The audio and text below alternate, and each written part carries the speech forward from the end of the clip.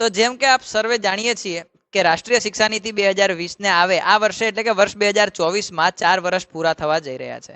જુલાઈનો મહિનો ચાલુ છે અને 29 જુલાઈ 2024 રાષ્ટ્રીય શિક્ષા નીતિ 2020 ના અમલીકરણને 4 વર્ષ પૂર્ણ થવાના છે.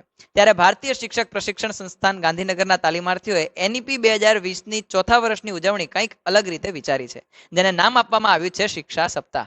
તો આવો આપણે કેટલાક તાલીમાર્થીઓ પાસેથી સંવાદ કરી અને જાણીએ કે ખરેખર શિક્ષા સપ્તાહ છે શું અને એમાં કયા કયા પ્રકારના કાર્યક્રમો હશે.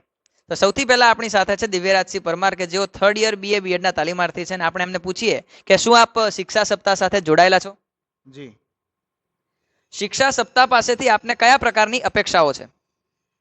અપેક્ષા એ જ છે કે કાર્યક્રમ વિદ્યાર્થીઓ માટે થાય છે. શિક્ષણ નીતિ પણ વિદ્યાર્થીઓને સંલગ્ન છે અને કાર્યક્રમ જે યોજવામાં આવ્યો છે એ પણ વિદ્યાર્થીઓ માટે છે.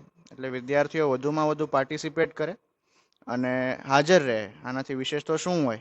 અને જે કોઈ પણ કાર્યક્રમો છે એ ઓલ ઇન્ક્લુઝિવ છે, બધા માટે છે ને અલગ રીતે નોલેજ ડેવલપ થાય એ રીતના છે. એટલે વધારે પાર્ટિસિપેશન આવે એ જ આશા છે. શિક્ષા સપ્તાહના આયોજનમાં આપની શું ભૂમિકા છે? મારી ભૂમિકા ફિલોસોફિકલ ડિબેટ અને ડિસ્કશન કન્ડક્ટ કરવામાં છે અને એ સિવાય થિયેટરના કામ સાથે. આ વિડીયો જેટલા જોઈ રહ્યા છે દર્શક મિત્રોને આપ શિક્ષા સપ્તાહ વિશે શું કહેશો?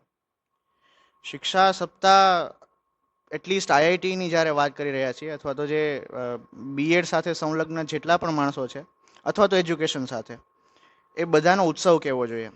કારણ કે જે શિક્ષણ નીતિ આવી છે એ કઈ રીતે આગળ જશે એનો આધાર આપણી ઉપર છે. આપણે લઈ જવાના છીએ. જો આપણામાં ઉત્સાહ નહીં હોય ને, આપણામાં ધગશ નહીં હોય તો એ કંઈ પણ નહીં થાય. કારણ કે આપણે વાહકો છીએ.